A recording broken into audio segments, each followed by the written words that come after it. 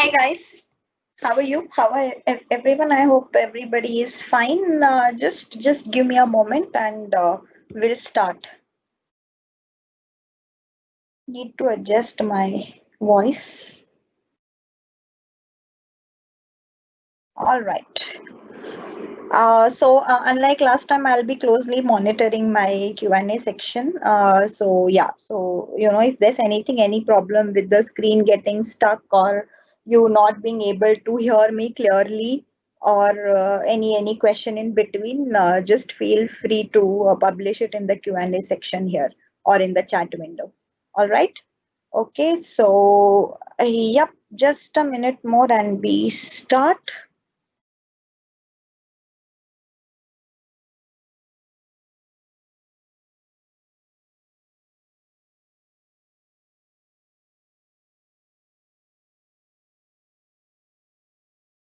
Right, just let's start.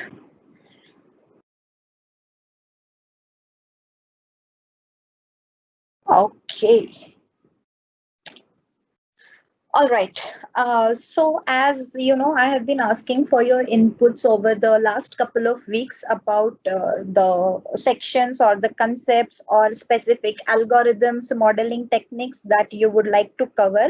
And I got a couple of requests asking to cover MCC, which is Matthews correlation coefficient, and Arch and Garch models. So let's not, go into the full form right now. Okay. And then also some of you requested me for text analytics and topic modeling. But I thought, since we have been talking of neural networks last time around, I thought Word2Vec would be a good place to start to introduce neural word embeddings, and the topic modeling and text analytics could be, extrapolated from here itself. So Word2Vec kind of covers the basics of neural word embeddings, and then we could extend it for further sophistications.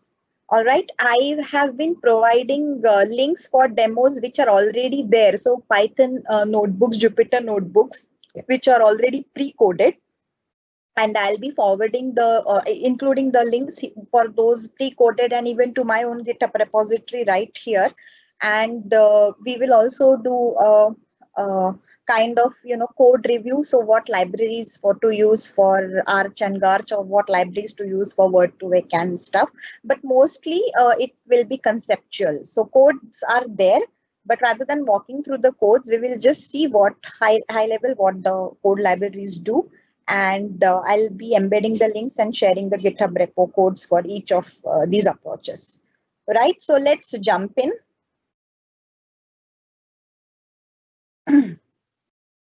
Okay, so let's jump in as I was saying.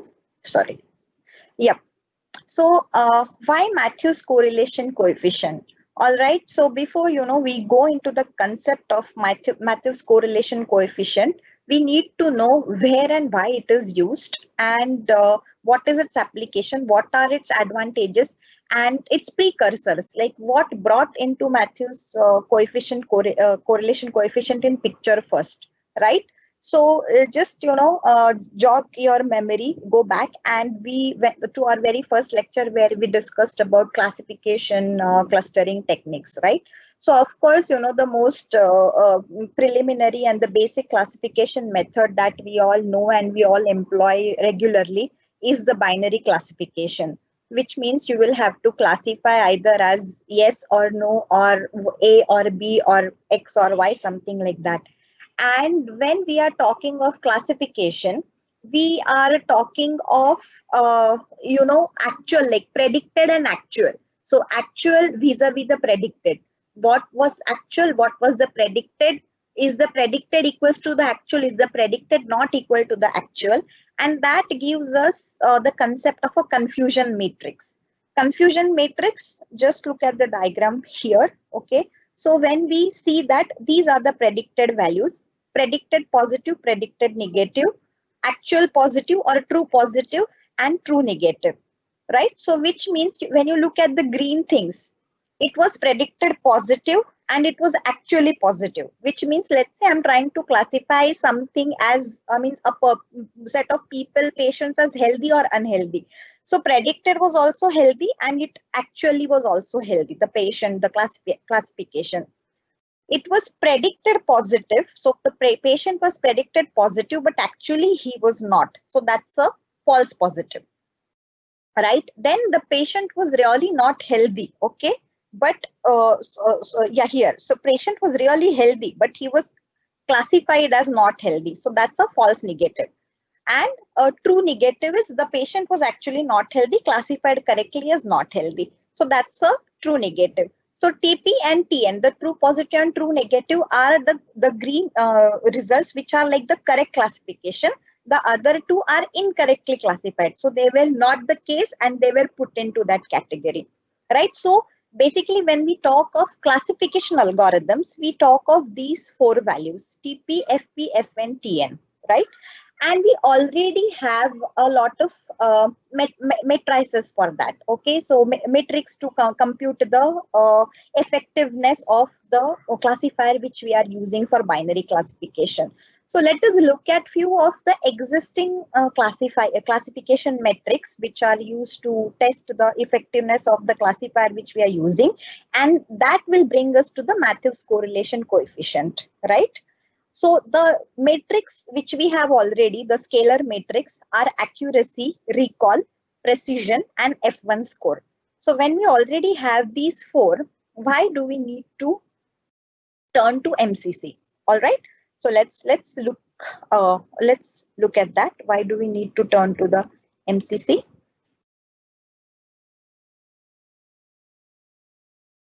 Right. Okay. So let us look at, an example. So before we actually jump into the concept of MCC, let us look at a toy example, right? Which means, let us say that we have a data set of pets. So we have photos of dogs and cats, and we have to classify each of the photo as either a dog or a cat. And then we would like to measure the performance. All right. Just let me check if there are any comments so far to know if I'm doing okay. All right. It's nothing yet. All right. Okay. So let's move on.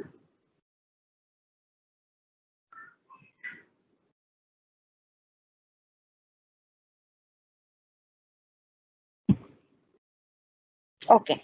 So as I was saying that, we have to classify our photos of cats and dogs, right? So we have total 24 photos, which are 18. So 18 of them are dogs, 2 of them are not dogs. And then 3 of them are cats, 1 of them is not a cat. So the total cat training set is 4, of which 3 are cats, 1 is not. The total dog training set is 20, of which 18 are dogs and 2 are not. All right.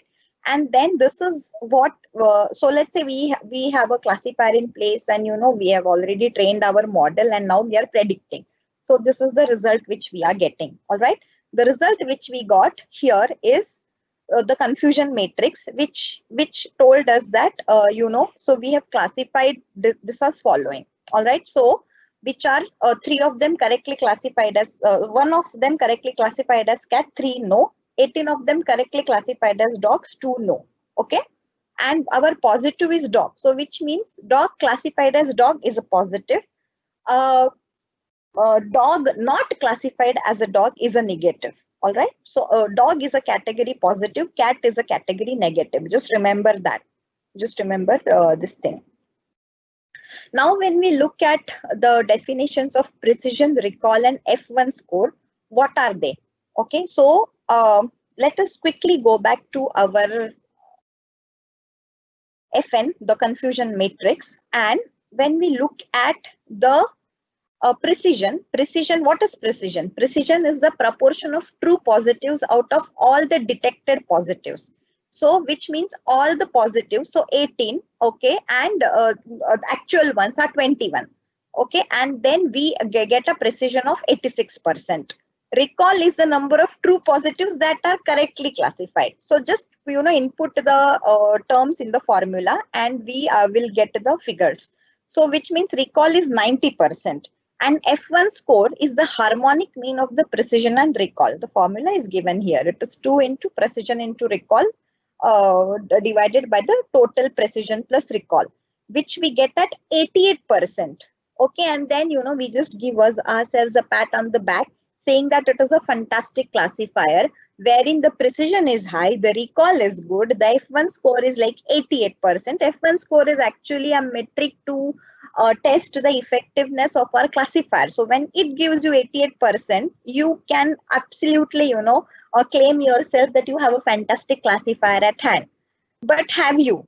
I mean, if you just look at it, if you just look at our confusion matrix, only 1 out of the 4 cat photos were successfully detected. So you had like 4 cat photos, out of which only 1 it said it belonged to a cat. 3 of them it did not classify as a cat. 2 of the 3 photos which are classified as dogs, so 2 of the 3 photos classified as cats are actually dogs, where we got those false positives. Okay, so which brings us to the question that when we already, are classifying more than half of the cats wrongly, and few of the cats is classified actually as dogs, then why is the F1 score so high? I mean, what could be the issue here, right? Which brings us to the question of what these scalar metrics lack. So precision, recall, and the F1 score, okay, they consider only one class, the positive class, okay. So they do not consider imbalances. Here we see that our data set was heavily biased and heavily leaning towards dogs. So number of the training set for dogs was like a 20 odd number, and for cats it was only 4, right? So the precision and recall are only considering one class, the class we are interested in. And they are using the other 3 values, that is true positive, false negative. But what about the true negative, the 4th value in the matrix? Okay, so in our formula, you can put any value for the TN, the true negative, all right? So put any value for the false precision recall, for the F1 score, for the precision, for the recall. You can put any value of TN, and that is not going to alter these 3 metrics. As you can see, it's not going to alter the 3 metrics. Then let us do another thing, let us consider the cat to be a positive now. Okay, so our cat is a positive class and our dog is a negative class, and we just recalculate the same thing. Now, if you recollect, our precision when the dog was positive class was almost bordering on 86%. F1 classifying score was 88%.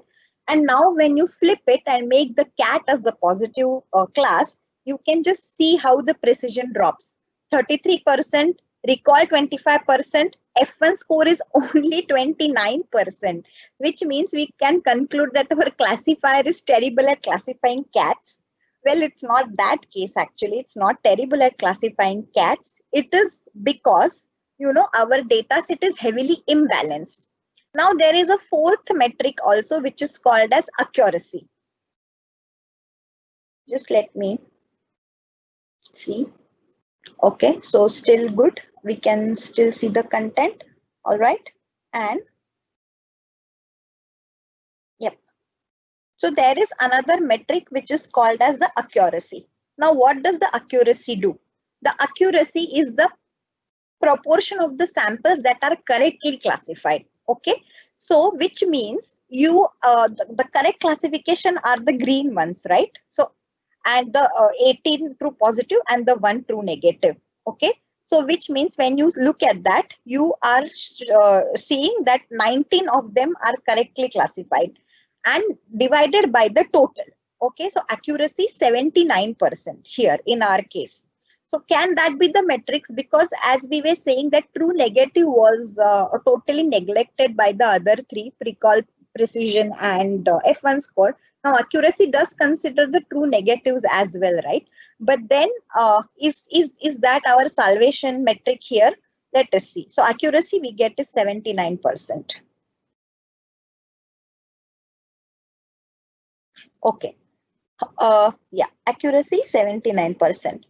So is accuracy the metric we are looking for?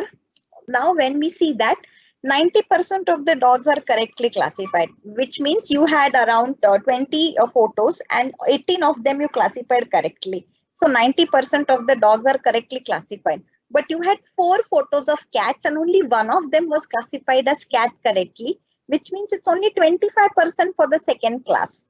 The average of 90 and 25% is only around 57.5%, which is lower than the classifier's accuracy. So accuracy, which we saw in the previous slide, was 79%.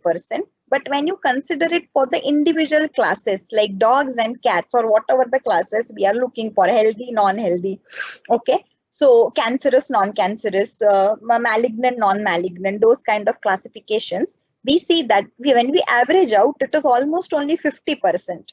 And the reason is because, as I was telling you, the data set is heavily imbalanced. So there are more dog samples than there are cat samples.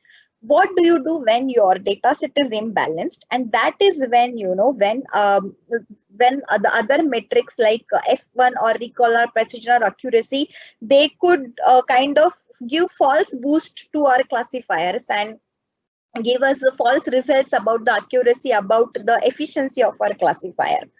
This is when, when you have accuracy and imbalanced data set. Okay, so imagine like how it, if the volumes are increased, how it is going to affect us. Now, instead of just 3 cat photos, you have like 400 cat photos. Just extrapolate that if it is 1:4, then it would be 100 out of 400. And the accuracy will be only 28%. Okay, now the reason here is why the accuracy has gone down from 79 to 28% is because now the cats are in majority. So your cat class is in majority, and the way you are classifying them, so most of the cats are incorrectly classified. That has brought down the accuracy of your classifier. Just imagine that, if you were heavily leaning towards the data set where you're correctly calculating your positives, you would still be happy that, hey, out of 20, I classified 18 dogs correctly and my accuracy is bordering at 90%. Okay, so just keep on changing the values of the classes, and that is going to affect all of your metrics, whether it be accuracy or recall, and it will give you results favoring the class which is making the data set imbalanced. So if you had majority of dogs, then it would be leaning towards the dogs depending on how accurately you have classified the dogs. Now your majority is cats, and now you've incorrectly or inaccurately classified the cats. The accuracy has gone down. But if you look for the accuracy for the classification of dogs, our classifier is actually doing pretty well. It's 90%. Okay, so what happens when you don't want to favor one particular dominant class? You have to give equal weightage to both the classes or whatever the number of classes which you have, irrespective of the number of test cases or training cases for that classes. That is when you have the Matthews correlation coefficient. So accuracy is insensitive to class imbalance. Precision, recall, F1 score are all asymmetric. Okay, if both classes are of interest, so in our case, like, cats and dogs, both of them, even irrespective of their numbers, if both were to be given the same importance as to the number of objects that were correctly classified, then this, it can be treated as a multi-class problem, just not as a binary 0 or 1, but a multi-class problem. And then, there are something called as micro or macro average precision and calls also. So once you have like multiple classes, imagine now you have a third category, maybe cat, dog, and cow, or cat, dog, cow, and hen. So then you will calculate the precision, accuracy, and recall for all 3 of them and average them out. That will give us the macro and micro results. Okay. So now for binary classification, when we treat the true class and the predicted class as 2 binary variables. Okay. So we are treating them as 2 binary variables, and we are computing the correlation between them. So you're going to compute the correlation between them. And the higher the correlation between them, the predicted values are better. Okay, so you are not only just thinking of, hey, am I classifying the dogs correctly? No, you are going to take both the classes, the true and the predicted class. So dog predicted correctly, cat predicted correctly. Dog predicted wrongly, cat predicted wrongly. Okay, and those 2 things, wrong prediction, correct prediction. So actual prediction, So actual value, predicted value. Those two things you're going to treat them as two binary variables. You're going to compute their correlation coefficient, and whichever gives you the higher correlation, the value of correlation, the better is the prediction. So this coefficient, it is called as the Matthews correlation coefficient, MCC. So all the other the formulae which you saw earlier, they used to take, so maybe like if you take accuracy, then only the actual correctly classified. So it was TP plus FN. Okay, so true positive, sorry, TP plus TN, true positive plus true negative, denominated by the entire data set. Here you are going to take the true positives, true negatives, false positives, false negatives, and then because we are talking of correlation, right? You remember the last session where we were talking of variance and correlation and how to calculate those things. Exactly, then this is what we get, the formula for the Matthew correlation coefficient, where you're going to plot the correlation between the true and the predicted class values.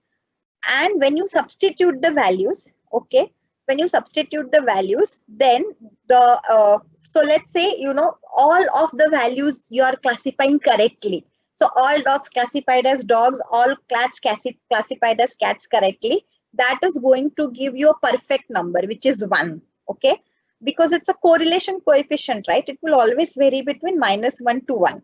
So your classifier right now, when you're classifying everything correctly, the value will be 1. When you're classifying everything incorrectly, like all dogs you classified as not dogs and all cats you classified as not cats, then that would be giving me a value of -1. And it being a correlation coefficient, the values will be -1 to 1. 0 being the value where, it's like a random value, flip of a coin, could be here or there. Okay. And as we saw that, it is perfectly symmetric because it is taking into account all the 4 values of the confusion matrix, and it is not favoring one class over the another. So if we have number of entries for one particular class higher in number, it is not unfavorably leaning towards that particular class to give us our score. Okay, so that's why it is symmetric. Okay, and it does not give importance to one particular class. It will give equal weightage, equal importance to both the classes. So even if you had less number of cats, but your accuracy for classifying the cats was wrong, still MCC would point it out. Whereas the other matrix, they kind of give us a false sense of hope and optimism that, okay, my classifier is doing good, whereas it was not. I mean, more than 75% of the times I was not classifying cats correctly. So when you input our values there with our cat and dog example, the Matthew correlation coefficient which we get is 0.17. Okay, and it tells us that our predicted class and true class are weakly correlated. As I said, that when the correlation is close to 1, so it has to be at least greater than 0.6, right? So more than a 50% chance of accuracy.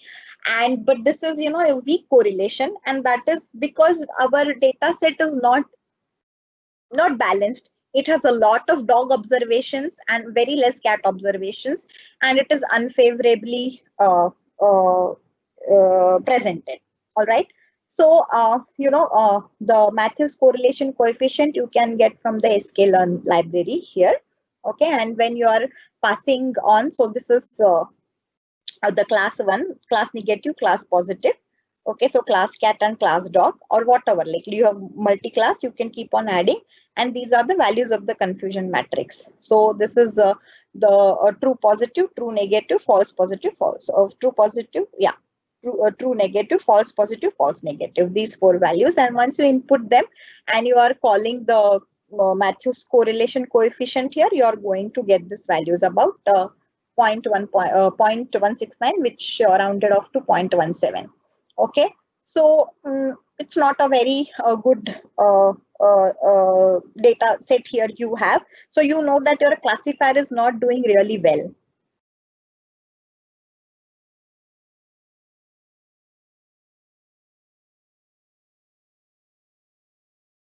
Okay. I see 2 new comments here.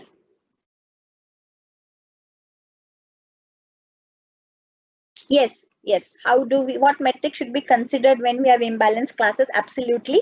How do we handle the imbalanced classes in classification? Absolutely. Yeah, we are coming to that point. I'll be coming to that point. I'll just publish these comments here. Okay. So, yes. Yes. So I have been asked about, how do we take into consideration this imbalance and what do we do to handle these imbalances? All right. So just let us move on. Sorry. Yeah. Let us. Excuse me. I need to check my screen. Yep. Okay. All right. Then I would also, MCC is just one particular measure. There are other measures called as Cohen's kappa or Kramer's V or K measure. Sometimes what happens is, as you know, MCC just gave me a sense of how imbalanced my data set is, or that my classifier is really not up to the mark, which up to this point was not being pointed out by either of the other metrics like accuracy or F1 score, right? MCC just pointed out that my classifier is not really good because my correlation is 0.17, which is a very weak correlation. There are measures like Cohen's kappa, Kramer's V, K measure. Each of them is a separate topic. Okay. And because the agenda today was, not to cover these things and rather than cover a lot of other things, because we will be covering Arch, Garch and Word2Vec as well. But yes, so for your question, how to handle the imbalances in data set. So there are a couple of ways to look at it. There are measures also that would give us a better understanding of what to do with our data set. First, you will have to have more observations. So when your data set is imbalanced, so you have more dog observations and very less cat observations, and you cannot really classify. Gauge the efficiency of our classifier. You have to boost the number of training sets or the number of the data which you're going to feed in. Apart from MCC, you will also apply measures like K measure, Kramer's V and Cohen kappa to further give you insight into your data set and how to boost the efficiency. Second thing is, sometimes it may so happen that you really, you cannot really give more inputs because this is the kind of input I have. So let us say that when I'm doing classification for malignant tumors and non-malignant tumors, there are only so many observations that I have for malignant tumors, and really I have to really work on the data set or the training set which I have, and I can't really boost values for that. In that case, what you do is what you want to achieve, what is your aim you are looking at. So then when you are looking at aim where you want to just classify your patients as tumors, cancer tumors as malignant or non-malignant, you will look at how many of them got correctly classified. Don't look at the classes of negative and positive, like dogs, not dogs. Here, let's say dog stands for non-malignant. So I'm just going to see how many non-malignant were classified correctly. I can forget about the others because that is my main aim, right? And then if my classifier is doing a good job there, I might, so let's say out of 100, I'm able to classify 70 of them correctly, which means my aim here is to have a lot of precision, right? A lot of precision. Second thing is, let's flip the scenario around. Flip the scenario, and now here you are in a quality control department, and you are going to have, you're going to be someone who's going to identify the rotten eggs from a batch of eggs. So that is your job description. Now here, your precision would be recall. How many of them have you correctly recalled as being bad eggs? Recalled. So you don't worry about the other, true positive, true negative, false negative. Only for the recall metrics, how many of you have you classified them correctly or done correctly? So even if your data set is imbalanced, what is it? What is your aim? Sometimes your aim is, for example, when you are wanting to show product recommendations. So person who brought this also brought this, right? So you are classifying. So classification of products into one particular category, that is my main aim. Even if out of, let's say I have a database of around 5,000 products, and out of them I was able to do maybe around the classification for similar products more than 60%, that is what I want. Even if there are heavily imbalanced or leaning, unfavorably leaning cases for these kind of situations, your main objective defines what you want to do. Whether you want to have balance in all four categories, or whether you are happy to have precision or accuracy or recall, and that's how you decide. On top of that, you will be able to do better judgment when you're using Cohen's Kappa or Kramer's V or K measure. I hope, Anonymous, that solves your doubt. Are there any other questions related? Okay, new one. Yes, there is. So I have been asked another question. I'm publishing it. I've been asked another question about, sorry. Yeah. Is there any drawback of an MCC compared to precision recall? Yes, there is. So as I was saying, MCC can be unfavorably telling us that my classifier is not really doing good. So I'll forward you I'll include a very nice link. So just before this session was live, I was reading on the reverse side why MCC is not the be all and end all of classification of classifier efficiency. Sometimes many of them, so many papers actually, if you look at them, many of them, they endorse using F1 score. So even for me, I would rather go for the F1 score. I touched upon the Matthews correlation coefficient topic because it was specifically requested. But if you ask me, it is it is a good measure, MCC, but not something which I would always endorse. So if you look at F1 score, instead of plain F1 score, there is something called as micro F1 score. So those things also normally we consider. So if you look at me, if you ask me personally, I endorse using F1 score rather than Matthew correlation coefficient.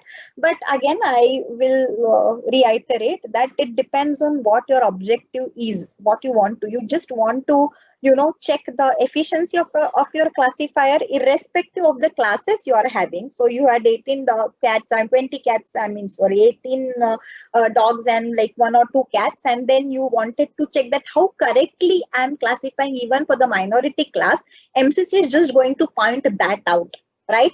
Again, if your aim was just to see how many did I end up correctly classifying, then I think I still did a good job, right? Our classifier, it is classifying dogs and cats all together. If you see, accuracy was pretty high, 79%, was pretty sturdy. So yeah, so just pay attention on that. Again, if you want to, so this is a very loose talk when we are doing, we're classifying dogs and cats, and in effect, when you are classifying patients or tumors or gene codes, and where MCC is utilized for these things, the error margin or the objective or something which should be classified as it should be, or rejected as it should be, or for quality control, then you need to fine tune it and see what MCC at that time will tell you whether your classifier is really up to the mark or not. But again, yeah, we cannot, I totally agree, we should not forget about precision recall F1 score. Many of times for the normal mundane tasks, we still use the F1 score. In fact, if you ask for our image classification problems, and when we are doing the when we are evaluating the algorithm, the classifier efficiencies, we still go for micro F1 score. Yeah, to be honest, even not so much for we don't go so much for even Stevens, for even Cohen's Kappa. Yeah.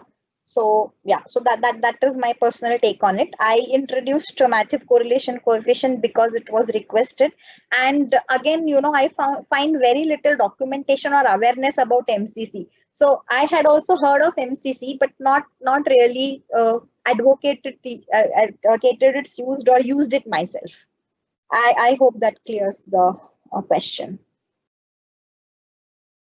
Sorry. Okay. Yeah. And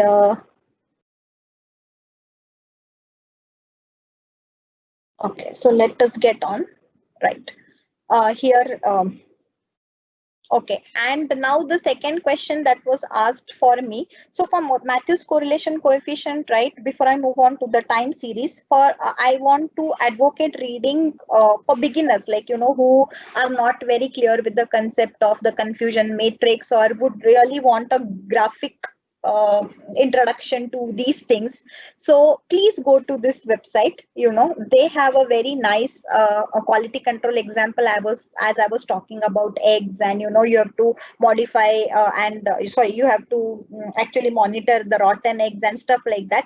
There's a very vivid graphic example, and that would really help you to clear your concept about false positives, true positives, and how just flipping over the values would make your classifier, change your classifier and give you a better classifier.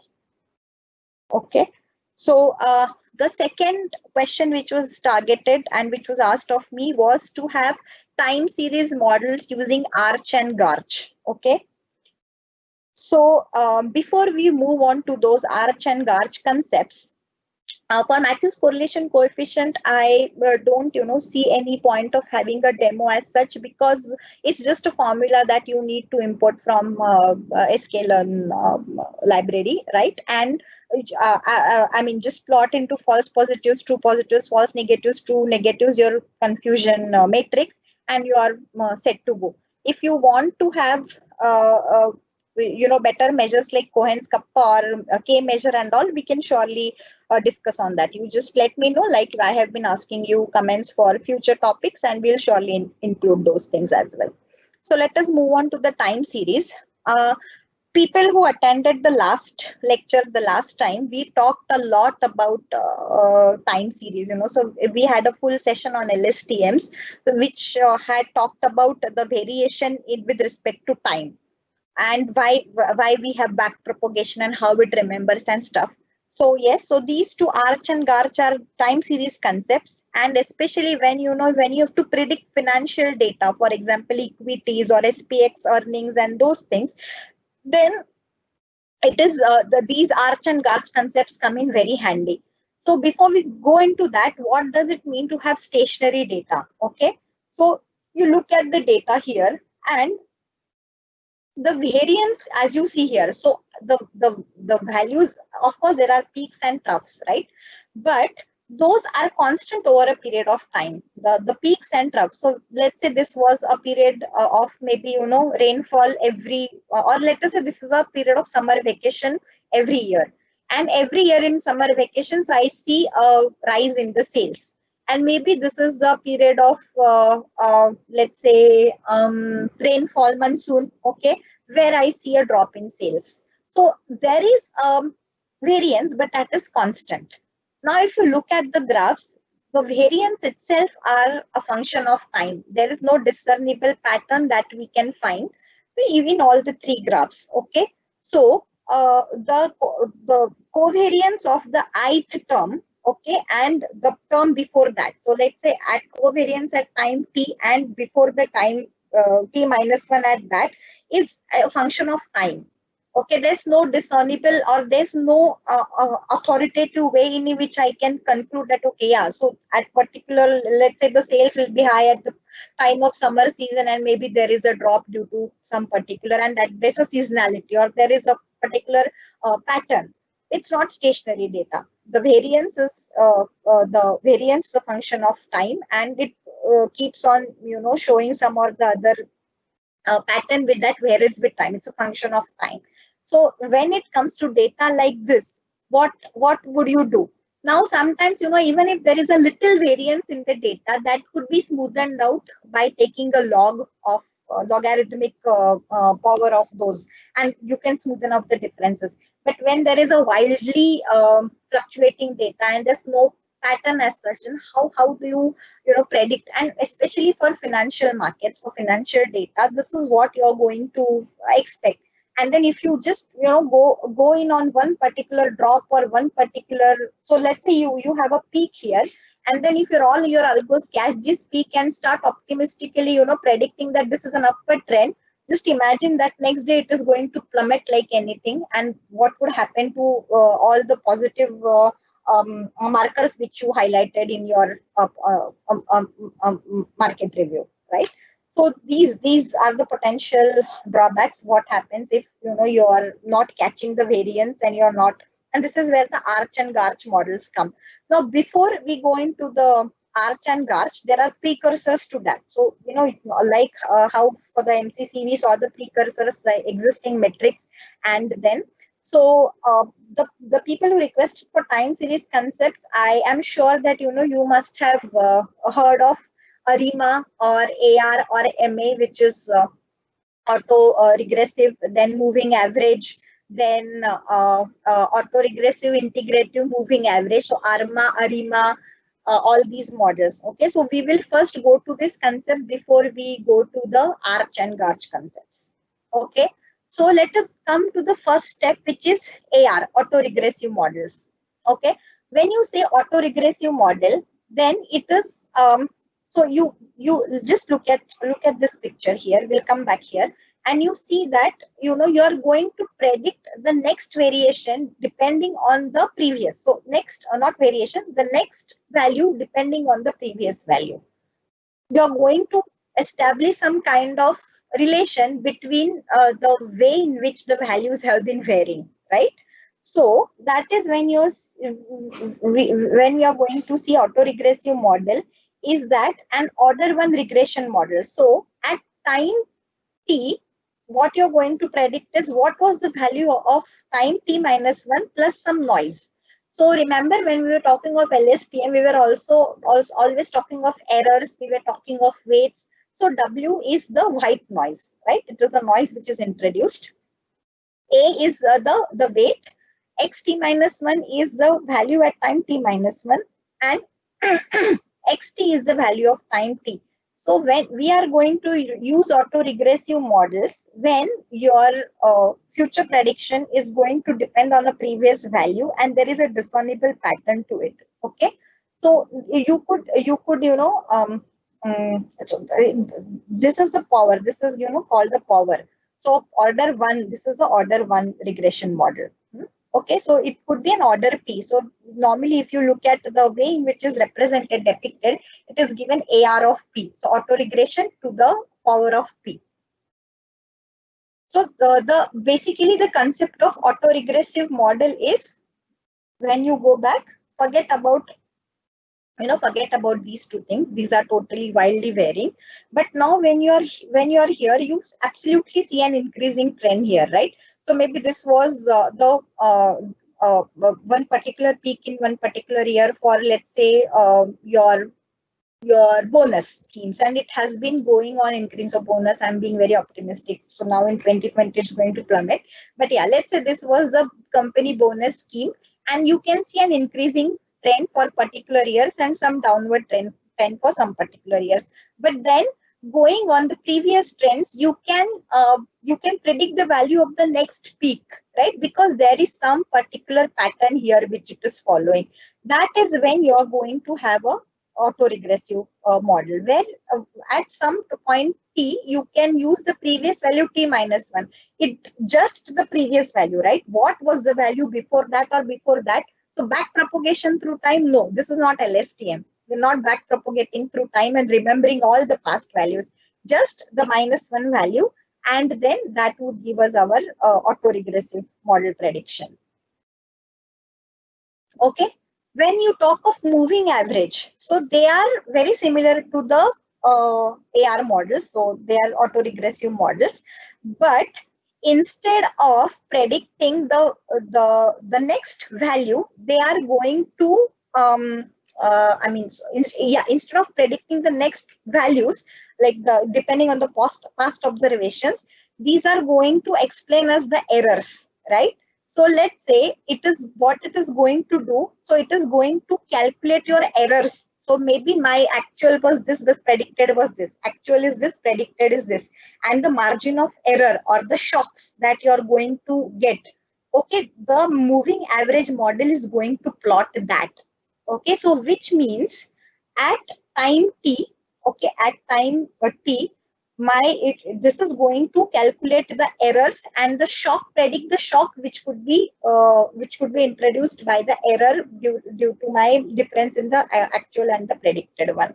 Okay, so if you look at this at time t, my prediction would be error at t minus 1 plus error at t. So it is the aggregation of all my errors, and b is the weight coefficient and e is the error term. So just remember, autoregressive models, you were actually predicting the actual point, the observation depending on t minus 1. Moving average, you are calculating, plotting the errors. So maybe the rainfall predicted was 200 mm and the actual was maybe 250 mm. So the error was 50 with some bias applied and coefficients and stuff. But just imagine plainly it was 50. Next year also this due to varying factors, due to varying global warming and so and so. So next time also you will be plotting the errors and then measuring the shock value which is introduced by that error. That is the basis of moving average. Now keep these two things in mind very clearly. So you have auto regression and you have moving average models, and then that is going to bring us to the Arch and Garch models. All right, so let me see any questions still here. Okay, there's a new IC. Okay.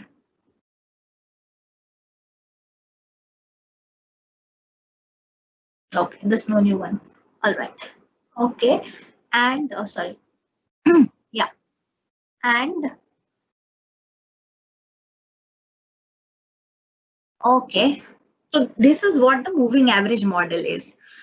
Now, heteroscedasticity model. So when you look at Arch, right? So that is auto-regressive heteroscedasticity model. Just to see how it is being pronounced, right?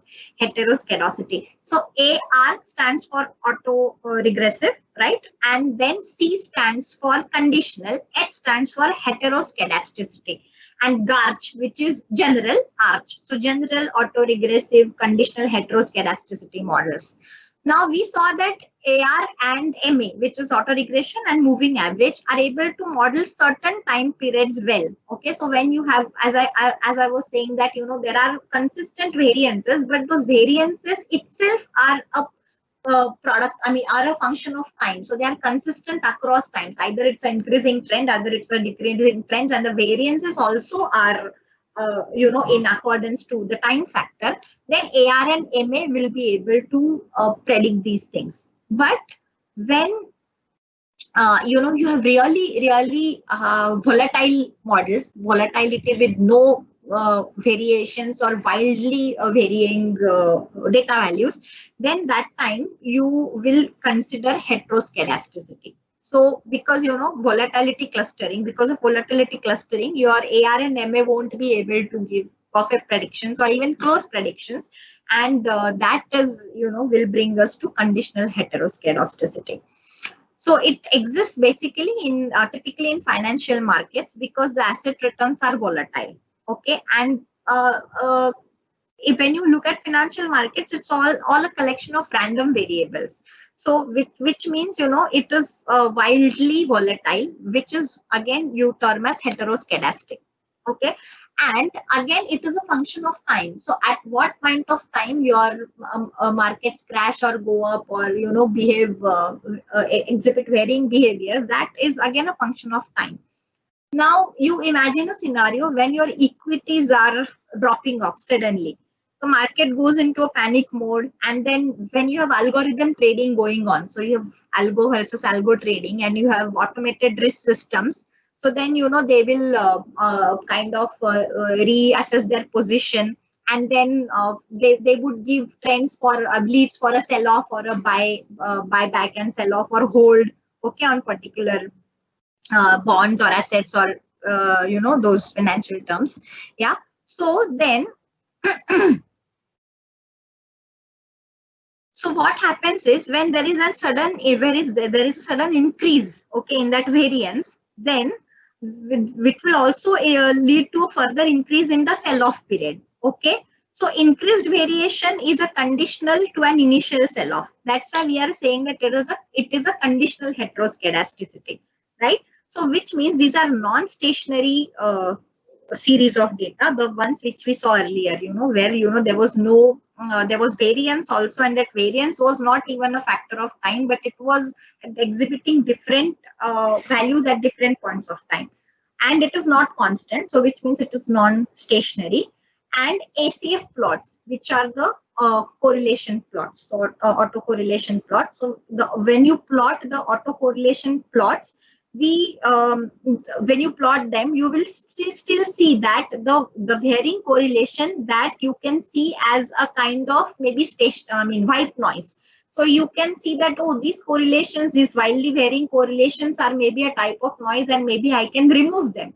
But no, these if you further refine your models, and if you plot a residue root mean squared error. So last time we saw, right, when we were looking at the values. So when we were looking at the gradient descent values, where you're plotting the errors, and at particular point of weight point, the error is the medium, that would be your ideal condition. So same way, when you're going to plot the root mean squared error, then you can know that, no, this is not the random white noise, and in fact this is the properties of varying very diversely over a period of time. Okay, so we come to autoregressive conditional heteroscedasticity. So a model that actually accounts for changes in variation over a time using past values of variation. Now, when we saw that, right, when we saw in autoregression, there was still a variation, but a trend to that variation. Now, when there is no trend to a variation, you still have to calculate future values, so stock values or equity values, depending on previous values. That is when you are going to use arch, and those previous values do not have any correlation with each other, not much correlation with each other. They are very dynamic. So in that kind of a scenario, you're going to use arch. Okay, so sorry, okay, that time you're going to use arch. Okay, now just imagine what arch is doing. Arch is plotting the variances, okay, over the past variance value. So in autoregression, what we're doing is you were calculating a time t using the t minus 1 value, right? Just remember the AR formula. Time t given the t minus 1 value. What arch is doing is it is calculating the variance t given the variance t minus 1 value. Just get the difference between these two. So my variance is the calculated variance. Okay, so the diversion which is introduced. So arch is calculating the variance at t given the variance t minus 1. So if you look at the formulae for AR and arch, it is actually very similar. It is very that is what you're having. So just imagine that x of t was x of t is now the variance of t, the variance at t minus 1 plus some bias factor plus some white noise. This is what you're having. AR was x of t minus 1 plus some white noise. Here it is variance of t minus 1 plus some white noise. And then when you actually see, so this is the arch, and this is the actual time series you are getting, which is you will remove the square of the variance, and you will get a square root value here, and you are adding back the white noise component. Okay, so this is your arch model. When are you going to apply arch? Okay, so as I was saying that sometimes the variances which you are seeing and you try to plot them, they appear like white noise. But then if you look at the decay curve and you're plotting the residual square values, then they will show a pattern. Okay, so the residual squares, and then they will show a pattern of where we have to use arch for modeling. Arch should be used for data, okay, that yeah, so that doesn't have any seasonal trends. So that's what I was saying. So otherwise, if it has any seasonal or discernible trends, you could always make do with AR, right, or ARIMA, right? Okay, so ARIMA or autoregressive Autoregressive integrated moving average is used to model such kind of data where there's a seasonal trend, or there is a predictable pattern in between your peaks and troughs in your graph. Arch. So arch was applied to the variance. Okay. Now arch is derived from AR. Okay. So arch is derived from AR. So Garch again, logically will be derived from moving average. So moving average, what it was doing, moving average was plotting your errors, right? So it was plotting your errors and it was measuring the shock. Garch will do the same thing. Okay, so Arch was applying the variance of a time. Garch is going to apply the variance with the errors in the variances. So Arch was applying variances over time and predicting the next variance. Garch is going to do what moving average is doing, but in the terms of variances. Moving average was calculating the errors for t minus 1 and predicting the error at t and the shock value for that. The Garch is going to do exactly the same thing with variances. It is going to calculate the error for variance at t, given the error for variance at t minus 1 plus some white noise, right?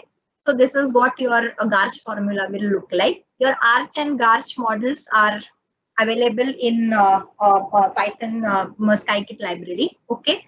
So now when when you are using Arch and Garch for stock price prediction, what is the strategy generally? So when you have those automated trading algorithms, this is the strategy they are going to use. Okay. So Arima and Garch, right? Arima is autoregressive integrated moving average, and Garch every day on a logarithmic scale of 500 returns for previous days. So for previous days, you will be fitting an Arima and Garch model. Then use the combined Arima and Garch model to make a prediction for the next day. Okay.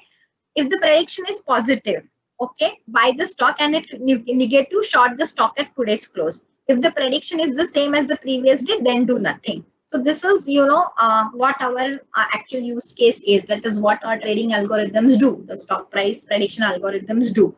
And that is what, when you go to all those websites where you do deal in stocks and bonds and this bullish market and these trends, then this is essentially what your algorithms are doing. Well, not exactly. There are sophisticated measures also to counter randomness, to counter other unpredictable scenarios, factor in a lot of uncertainties, market uncertainties, global factors, political factors, geopolitical factors too, right? And just before we go on to word to vec and neural word embedding, let us just look at the problem and the sample code for stock price prediction using Garch. I will have to share my code here. Okay, there's a new comment.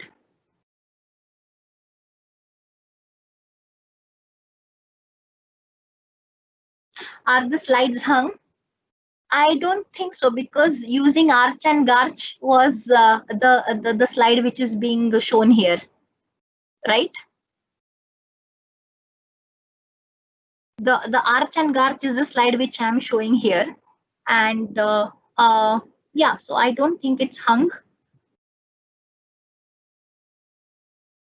Let me still check.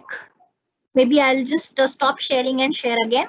That would be okay. I think just give me a moment.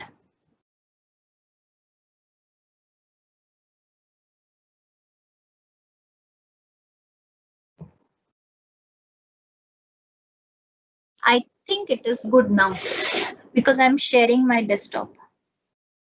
Let me check.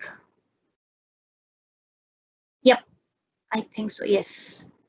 So I'm sharing my desktop here. Just let me know in the comments if you think it is okay now. And then I'll move on.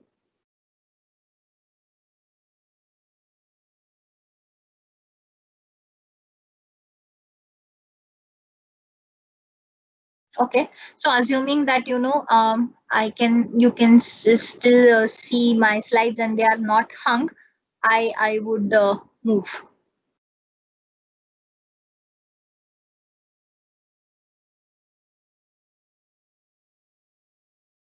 Yeah, so yes, so this is what I wanted to show you about the Arch and Garch. Okay, yeah, time series. So I have shared the note, the IPython notebook code there. Okay, I just wanted to make you see how it Arch and Garch are plotted. So if you look at the graphs, yes, when you look at the time series analysis plots. So this is actually the data has been imported from Yahoo stock price library. So it's about around a good amount, 700 MB of data. It's a good amount of data.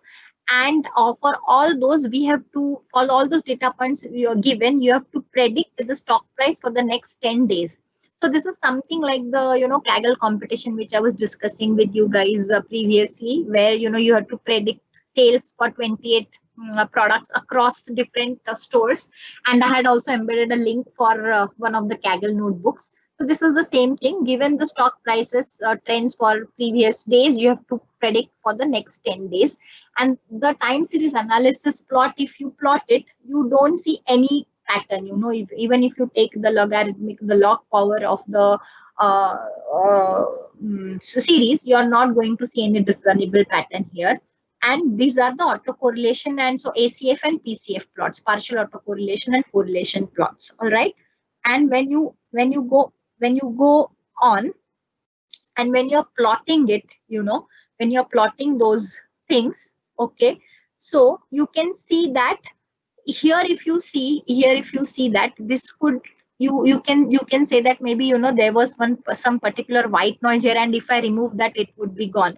But no, if you see that if you're plotting the residual square errors, then see, when you're plotting the residual square errors, then we see that no, there is a variation here, and it is where we will have to apply conditional heteroscedasticity.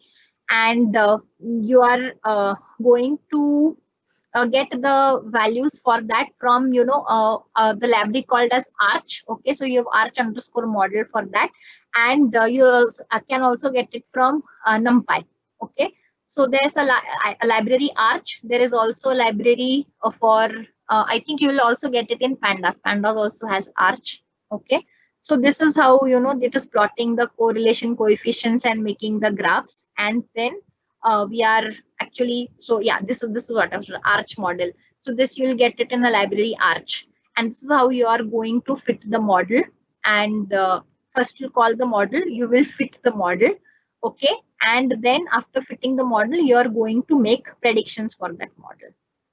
So this is how it is going to use. And then first you are going to as the strategy we discussed earlier, you are going to fit an ARIMA and Garch model, and then going to use it to make your predictions for the next day, the next day t-1. So at every time you are going to see a series of graphs to explain you the variation and whether it is a good candidate for fitting as Arch or Garch. And finally your predictions would be made. Okay, so finally you're going to make your predictions here. So this is the entire source code with explanation for all that we have discussed, for plotting the variances, plotting the residual error of the variances over time. All right. And the libraries for Python you're going to use are Matplotlib for plotting the graphs, correlation graphs, and the other graphs. Plotly also. And for Arch and Garch, you're going to use NumPy for the random seeding, and Pandas, and the Arch library itself. Okay. Let's move on. Okay, so now we come to a very interesting concept, algorithm called as word2vec. Okay, so just imagine so this algorithm is gaining a lot of traction. And if anyone who is working on AWS, I'm not sure if they are, so word2vec has a lot of applications even for text classification. So right now, how we are leveraging word2vec practically in my company is for alt data. So you have a lot of COVID related data, right? And since Franklin Templeton deals with asset management, So at the same time, we also have to keep a track of, for stock prices for our clients. So for COVID related pharmaceutical company data, we track newsletters. Okay, news, not newsletters. We track news, and we filter out vaccine related news or COVID drug related news and classify them as approval or non-approval. So let's say there's a news highlight. So we have a lot of sources like Bloomberg and CNA and GPIT. So all of these we sniff at the news, we gather the news, and then we filter out as drug approval, non-approval. So these classification as drug approval or non-approval or drug vaccine or non-drug vaccine, these things we are doing with Word2Vec.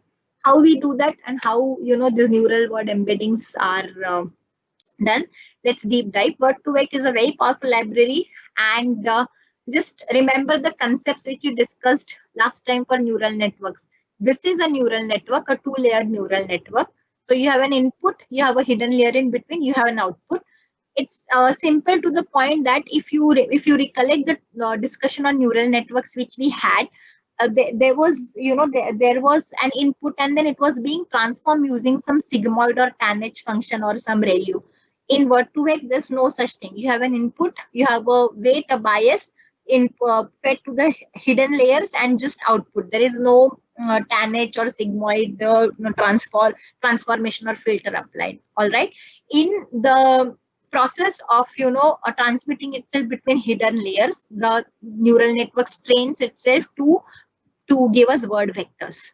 So Word2Vec, just before I ramble along with the advantages of Word2Vec. So I'm clearly enamored with this library. But yeah, so let's start. Let's get started and let's see why and what and how we use Word2Vec. So let us look at two sentences: have a good day and have a great day. So these sentences are not really very different. I mean, practically they mean the same thing, right? So if we were to one hot encoding is a technique where you are converting words into numeric values, okay, matrices or vectors for the machine to understand. So let's say when you say have a great day, you are converting them into some kind of one hot encoded vectors, where have will be, so you have say have a good great day, right? So these are the 5 words which you have, and every vector, so you will have 1 where it is present, the word where it is present, 0 is the non-presence of the word. So have has a value of 1, all zeros. A has a value of at the second place 1, where I'm saying have a, so A will have at the first position, it will have. Good will have at the 0, 1, 2 position. Great will have at so on and so forth. Okay, so these are the values for I'm vectorizing the entire sentence. Okay, so now this is a 5-dimensional space. How you represent that, I don't know. 5-dimensional space where each word occupies one particular dimension and has nothing to do with the rest of the word. So just they are independent. So just imagine that when we were talking of LSTM also and talking of 10 dimensions, or when we are talking of PC and talking of 17 dimensions, something like that. So each word is a dimension in space, and it's not really doesn't have anything to do with each other. But that's not the case, right? Because good and great, they share a similarity with each other. Okay, so they are not different. Like when I say have and day, yeah, totally different. Should be in totally different dimensions. But good and great, not so much. For all I know, they sound practically the same. Mean practically the same in the context of the sentence. So that also is very important. We need to know the context of the sentence. Okay. So when we say that, when we say 2 words are similar, what does it mean to the machine? So good and great are similar to each other in the context of a sentence. What does that mean to the machine? In machine sense, it is the cosine distance. So the cos of the angle between them should be 1. The cosine distance should be the angle should be 0, so that the cosine distance should be 1. They should be very near to each other. So that's what Word2Vec does. We have to introduce some concept of word dependence, right? Word dependence, word similarity, word contextuality, and word dependence. And so which means similar sounding words, not only sounding, similar meaning words in a similar context should be placed close to each other. So when I'm saying have a good day or have a great day, in the context of day, I am going to put good and great in the a close proximity to each other. All right. So this is the idea of generating distributed representations. Okay. So we are going to introduce some dependence between the words, and words with similar meaning or connotation or in that context, or sounding similar in that context, meaning same in that context, would be placed in close proximity to each other. Okay. So there are a couple of ways to get this working. We have skipgram and CBOW, which is common bag of words. I'm going to quickly skim through the comments if there are any. Yes, there are. Okay. So, okay. So the one comment was yes, we are able to see the slides. All right. Second question is there a difference between word2vec and embedding layers used in neural networks? I'll come to that shortly. I just don't want to interrupt the flow for word2vec. Okay, so I'll publish the question and I'll answer that shortly. Let's go back. Okay. So, oh, sorry, so sorry. Yeah. Okay. So how does word2vec work? We have skipgram and CBOW, common bag of words. So these are the two principal constructs for word2vec. Okay. So in CBOW, what it does is it takes the context of each word as input and tries to predict the corresponding word. So it takes input and tries to predict the target, right? So maybe when we are saying have a great day, then great would be an input to the word2vec network, and then our expected output would be day, right? Using the single context input. Okay, and then we are going to use the one hot encoding of the input word. Okay, just look at very carefully, look at this step, how it is going to learn the vector representation, So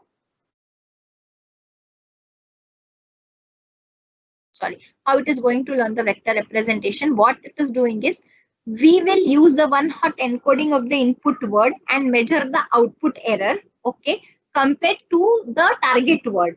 And then along the way, when it is learning the error compared to the target word, it will learn the vector representation for the target word.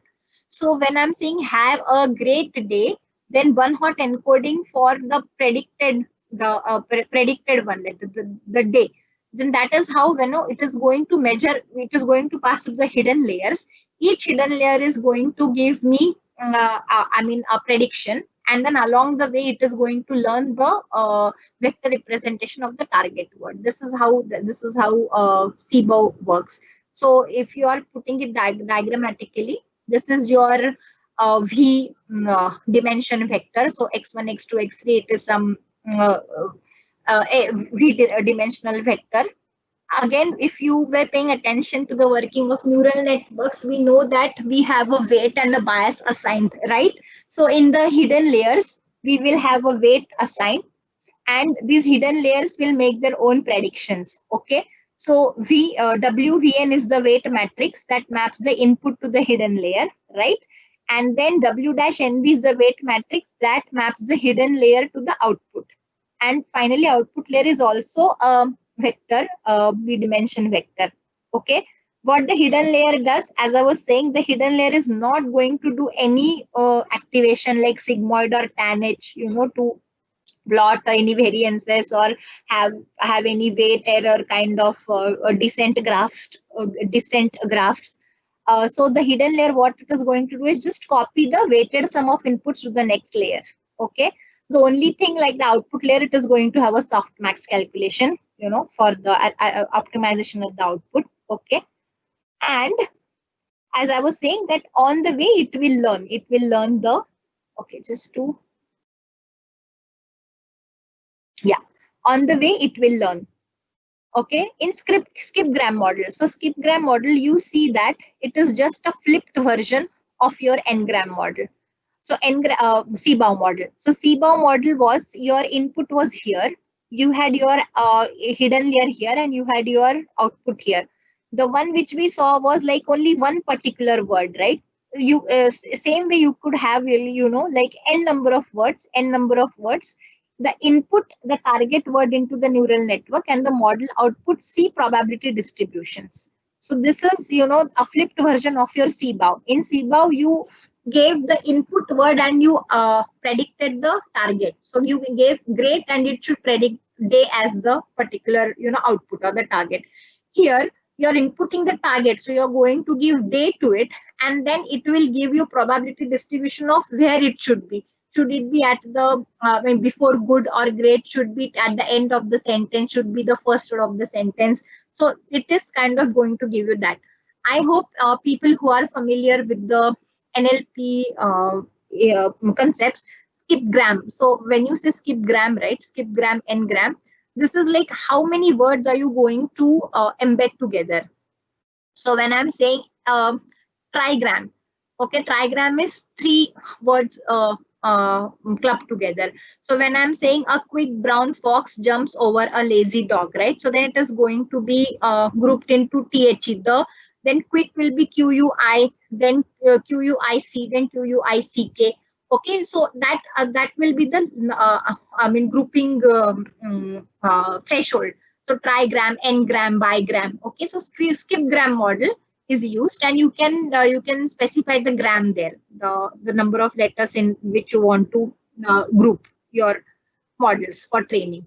Okay, so skipgram and CBOW, so you see that basically both are doing the opposite. One is given the input, it is predicting the target. One is given the target, it is predicting the probability distributions.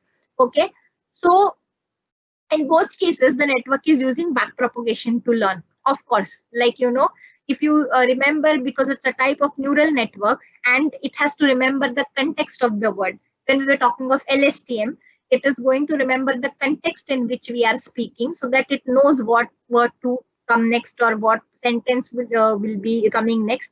Same way, it uses backpropagation to learn. Okay, so between skipgram and CBOW, which is more effective? Because we have, when we have a lot of data for bigger data sets and rare words, then in that case skipgrams works well. Okay, skipgram, sorry, with the small amount of data and for rare words, but CBOW is for more frequent words. All right, but then normally when the word2vec models which are available in the GenSim library and all, in this case they have even more sophisticated parameter tunings also, apart from just skipgram and CBOW. Okay, so the skipgram and CBOW are the two basic tenets of word2vec. But word2vec itself is, just going past the skipgram and the filters and the gates and the hidden layers, in a very, very abstract layman's term, if you were to understand word2vec, what it is just a 2-layer neural network. Input layer, hidden layer, the output layer. It is going to vectorize words. So as I was saying, that similar sounding words, contextually similar words, or when you are assigning analogy, for example, man is to boy, okay, then woman is to, then it should predict girl. I mean, if it has been trained on that kind of data, that kind of analogies also, it is able to spot word2vec. So normally word2vec is used to, grouping gene codes, playlists, social media graphs, and other verbal symbolic series in which there is a particular pattern involved. So maybe, even word2vec, as I was saying, for text classification, we are using it. So for drug approvals, non-drug approvals, those kind of scenarios. Okay, it is also used to group trends together. So maybe on Netflix, teenagers are gravitating towards these kind of movies.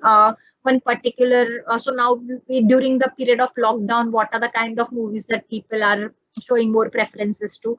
So those kind of things also can be learned by word2vec. Okay, and the powerful nature of word2vec derives from the fact that it can group similar concepts. So not even words. When we talk in the terms of language, then we talk of words, right? But when we talk of concepts, then it can group similar concepts in a vector space, which means the cosine distance between two analogies or two concepts could be grouped together. So which means, so what kind of movies are teenagers wanting to or gravitating to in lockdown times? So such kind of concepts also, similar concepts also could be grouped together, and Word2Vec can identify those patterns. Okay. And as I was saying, it detects similarities mathematically. Mathematically is the cosine distance which we were talking of. Okay. So when you now see this, when you're training, so Word2Vec is a Google offering, by the way. The programmer who developed Word2Vec now he's moved out of Google, but it's an open source library, but it has a Google copyright on it. Okay. So when I say closeness, mathematical closeness, similar things or similar concepts or similar words are grouped together. So now when you're training, maybe one umbrellas, two bananas, three something, four, then it understands over the period of training that 1, 2, 3, 4 in one particular training concept are numbers, right? Horse, cow, pig, dog, cat are domestic animals. Okay. Then if you see linguistically also, it is going to so these are uno, tres Spanish numbers and Spanish representations of English animals. So that also it is going to translate and discern that they belong to one particular language, they belong to one particular category. So similar things and ideas are shown closely together in Word2Vec graphical terms. Okay. Now, as I was saying that, it need not be only similar sounding words. So not only words like shabby or dirty or bad or not good, those kind of things, right? It can also be concepts. So China is to Beijing. So some kind of analogy. Russia is to Moscow. Japan is to Tokyo. And then maybe if you feed it Italy, it will output Italy is to Rome or Greece is to Athens, right? So similarity is just one of the many things that Word2Vec can learn. It can gauge the relations between language, maps, geospatial indices, and much more. Okay. So one of the few amusing results which you get with Word2Vec is, so not as I was telling that, we need not even have like those kind of mirroring similarities, like maybe country and the capital of a country. No need for that. For let's say, this kind of thing where president minus power is a prime minister, or library minus book is a normal, maybe a living room. Okay. Human minus animals is some kind of a moral ethic. Iraq minus violence is equal to Jordan. So there was a very interesting, trending analogy. You might have come across it when you heard of Word2Vec. So let's say you say a king is to, so man is to a king, right? So which means a king represents a male gender. And then if you give a queen, it gives a woman. So this kind of thing also it is going to understand. Or man plus crown equals to king. So this kind of equation, man plus crown equals to king, then woman plus tiara equals to princess, something like that, or women plus tiara equals to queen. Those kind of associations, equations also Word2Vec will be able to, is able to provide us. Okay, very, very amusing results. Okay, so this is what I say. King and queen is to man, and then it would be woman, attempted abduction, teenager, girl, right? So this was the actual outputs which has been suggested by the Word2Vec. I have given embedded a link to the data set, which is 1.5 terabytes of data that has been trained on the Google data set, and you can use that data set to play around with Word2Vec, and it is going to give you amusing results. Okay, so when you say this input was given, king is to queen, then man is to what, and this was few of the options it kind of output in different scenarios. Okay, then China is to Taiwan. Okay, two large countries and their small neighbors. Russia is to what? House is to roof, so castle is to, then it has given you these options: dome, bell tower, spire, crenellations, turrets. Okay, these kind of things. Yeah. Okay, and then this is the link to the database which I have embedded. It's 1.5 terabyte of bytes of data which has been trained. Okay, and then you can use it to build your own Word2Vec and play around with your Word2Vec. I'm using the GenSim for Word2Vec. Okay, there are others. If you go to Google Colab, there are many other libraries from where you can import Word2Vec. If you are on AWS, then they provide Blazing Text, which is nothing but a AWS implementation of Word2Vec. Okay, so this is the code to get into the Word2Vec implementation using Python GenSim. Okay, load it, and then getting the word vector. So when you want to have a word, I mean vector representation of word dog, then just do model dog, right? It will give you whatever is your 100 dimension or 200 dimension representation. Okay, here the Word2Vec load format, right? And you are going to give the data set here binary true, norm only true. By default, the dimensions it will take, I think, are 200, if I'm not 100, sorry, 100 dimensions. If you want to have improved accuracy for training the model, you can give even more dimensions, all right? But the industry standard is around 400 dimensions. After that, it's kind of, if you're trying to train your data, it kind of gives you less performance. Okay, so same thing. So when you're printing out more similar, so positive equals to woman and king, then negative is what? Okay, picking the odd one out. So lot of scenarios to experiment with here when you are when you are using the trained model for Word2Vec. Okay, when you are going to use Word2Vec for sentiment analysis, sentence completion, okay, then when you have lot of unstructured text data, so in that case, you are going to use Word2Vec, okay, for identifying patterns between words.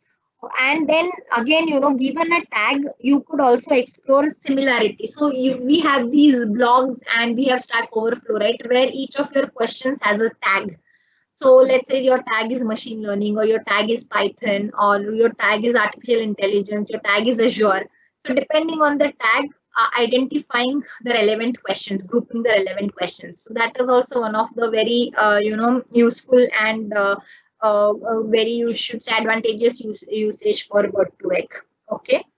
So these are few of the scenarios, and as I was telling you, we are using Word2Vec for a classification scenario wherein we are grouping vaccines into an approval group and maybe a non-approval group or something like an ignored group. Okay, so this is how we are putting Word2Vec to use. So I have embedded already the links for the tutorials for the Python libraries. And I would also just 1 second. I would also like to introduce you to one of the tutorials for Word2Vec.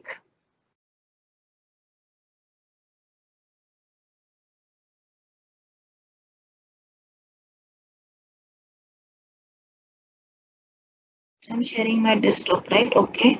So I would like to present. Yeah. Yep. I would let me copy this, embed this in my PPT as well. Okay. So that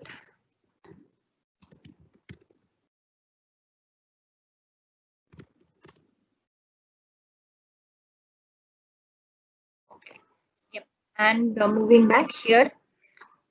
So this particular Word2Vec implementation we used as kind of our basis for training our AWS Blazing Text for drug approval.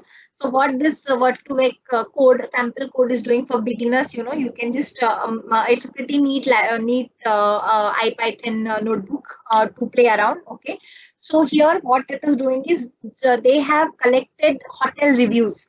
It's again a decent input size of data.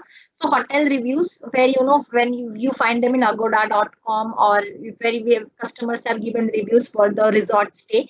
So they have aggregated those reviews and they are trying to find out, for example, how many negative comments are there. Negative comments being identified by words such as bad, shabby, dirty, smelly. And then let's say you give a word dirty, and then it would input out all the comments having the similar connotation. Okay, so maybe I give input as dirty, then it is going to give me all the reviews that have maybe similar sounding words. So similar meaning words, not sounding, similar meaning words. So I'll get back all the reviews with words such as smelly, shabby, unclean, or all the negative connotations, right? So this is the data set they are using. Okay, using the gzip for inputting, reading the file, right? And then uh, what they're actually doing is the entire review is fed as a sentence to Word2Vec. So Word2Vec, while training the Word2Vec, you are feeding it sentences. Sentences could be, either character by character, or could be a text file with one sentence, like one sentence per line. So that could be your input. Or in this case, since they are short reviews, they have input the entire review as a sentence. So entire document as one of the sentence to the Word2Vec.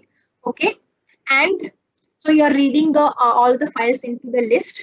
Okay, and then when you're training the Word2Vec model, these are the inputs that you have to give.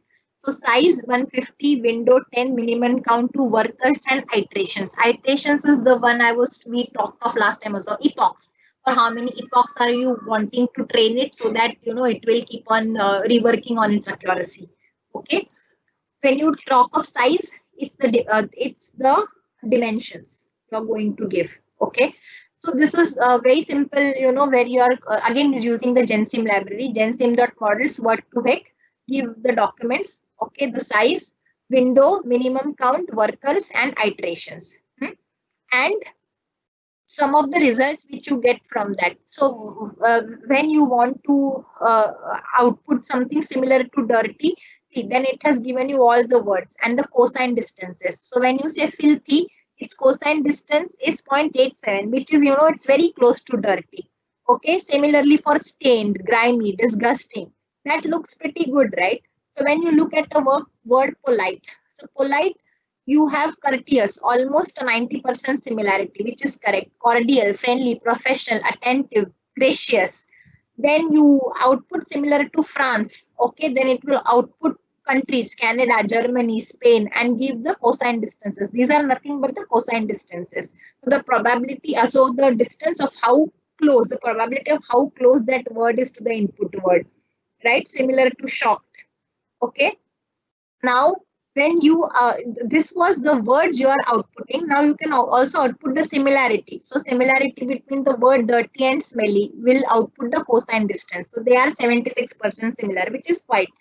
And of course, similarity between the same word would be almost no, it could be 100%. Probability that the words are same is 1. When you're talking of similarity between opposite words, dirty and clean, then of course it would be a very less correlation, very less cosine distance, where they are far apart. Okay. And then when we have to, I was talking of the parameters, right? So size, window, so maximum distance between the target word and the neighboring word. So what would be the distance you would want to take into account while training? Okay. And then 150 is the dimension of your vector. So that is, as I was saying, industry standard was 400 words. With if you have a decent size data set, around 300 dimensions, 300 size should be okay for you. Okay, min count is the minimum frequency of words. Workers are the threads, and iterations are the epochs. Normally, for data, 10 to 20 epochs are okay. For more data, like where you are training 1.5 terabytes and stuff, yeah, around 30-40 epochs, even more. Depends on the size of your data and what is the kind of accuracy you want. All right, and this brings us to the interesting world of Word2Vec and its applications. So yeah, any questions? Okay, yes, we have.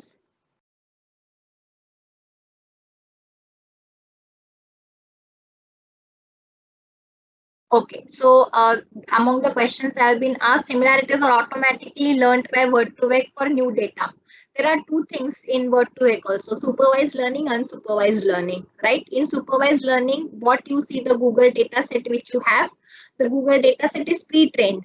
So when you're using that data set and using it to predict something, then yes, it is going to be supervised learning, and yeah, it would be able to predict.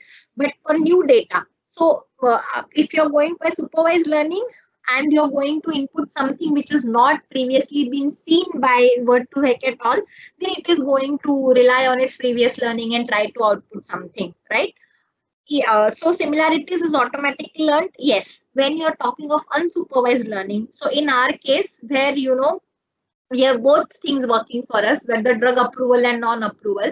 So one is supervised learning where we are training it on the set of classified data and giving sentences or headlines where it is learned to classify something as drug approval, classify something as non-drug approval. And then when some new headline comes in, then it will automatically classify it depending on its previous knowledge, training knowledge, right? But when it comes to unsupervised learning, okay, then at that time you have to, depending on the correctness of the results which you've got. So sometimes what happens is France and French. So this kind of, so France, French. And then in it, there are sentences with India, Indian, and India, Hindi. How would you classify them, right? So one is like France and the nationality French or the language French.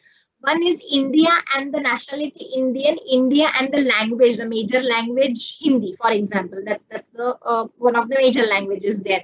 Or England, English, okay, something like that. So whether it is trying to gauge the nationality or whether it is trying to gauge the major language, these are some things which the algorithm might have to be tutored with if it is unsupervised learning, right? So yeah, but apart from that, if it has already been trained and in data like country and capital or country and language or analogies or sentence completion, then yes, it learns the data similarity on its own. And for new data, it will output the cosine distance and try to um, output the correct prediction. Yes. For next session, can we cover BERT? Yes, of course. So again, all of you, I'll welcome you to give your comments for the suggestions for the next session, what to cover, what not to cover. And next session would be the conclusion for introduction to machine learning. So let's see if we can have a code along session for the next series. So maybe if you guys are interested, we can have something like advanced machine learning or a bit second stage of machine learning where we can start taking practical problems and see which algorithm actually works out, or some advanced concepts of optimization, hyperparameters, parameters tuning, and those things. All right. So if there are no more questions, yeah, that's all. That's all for today. I hope it was it covered your request for Arch, Garch, and MCC, and we could also do Word2Vec. And the people who requested me for topic modeling and text analytics, let me know that if Word2Vec covers at least the basis of what you wanted, or should we go into some more details. There's a new comment. Okay. Yes. Yeah. Okay. So I would, if you want, I can show you one particular demo. Yes, industry practice of treating words like using actual words, lemmatization, stemming. See, there are a lot of things, when you talk of words. So off topic again, I would like to open one presentation. I hope it is here. Elasticsearch.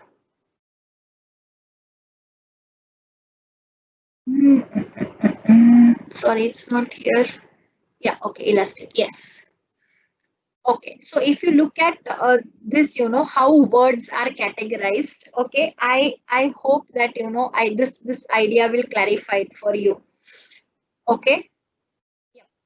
These are how the search. I mean, in Word2Vec or Elasticsearch, what makes it so fast? You have a lot of things: tokenization, stemming, lexical analyzers, inverted index. Okay, in tokenization, what you're doing is breaking up the sentence into tokens.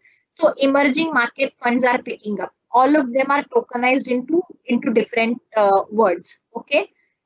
Stemming is like for going back to the stem form, to the so lemmatization and stemming, when you see, it goes back to the root form of that word. So playing goes to play, go, went, gone, all go to the word go, right? So those kind of things. So in stemming, you're, if you see stemming, you're going to reduce each word to its root. So pay, paid, paying, all of them will go to pay. Analyzers. Analyzers are available to strip and analyze tokens. Analyzers are stop word, white space, pattern analyzer. So you're going to remove stop word like off, and, on, upon, all those things. White space, remove white spaces.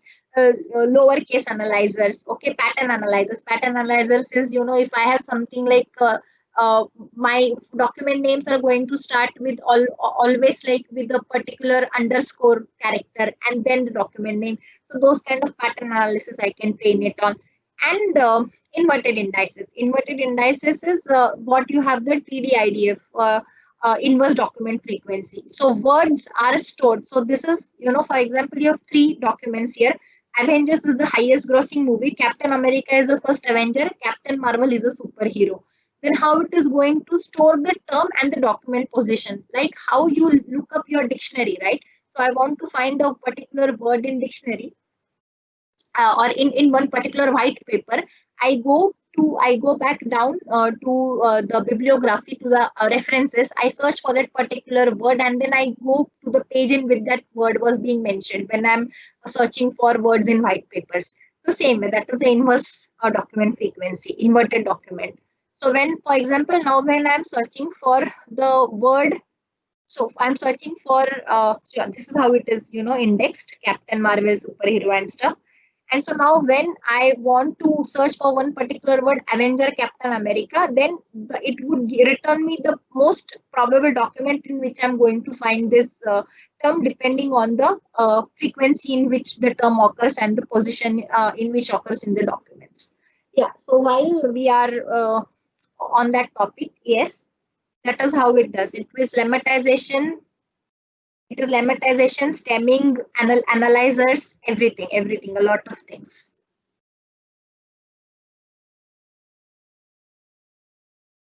Oh yeah.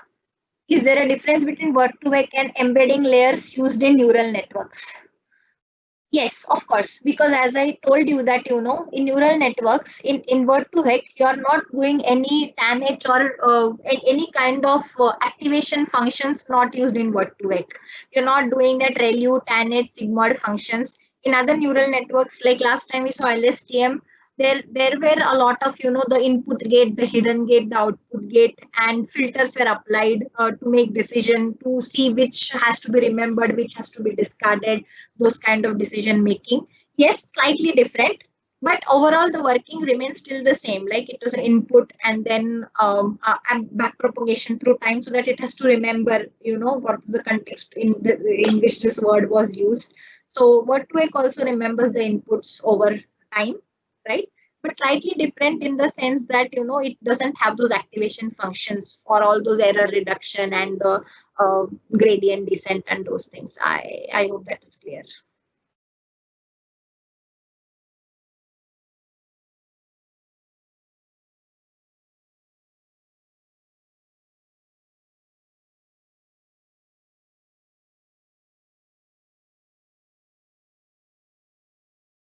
Okay, so if there are no more questions, then yeah, I'll share this link for the PPT and on the meetup. So after this is done, all right. And for the next meetups, I would be happy to take into account your suggestions. So I already have one suggestion about BERT. I would be happy to take on other suggestions also. All right. So good night. Have a good day. Stay safe. Yeah, and see you guys in another couple of weeks.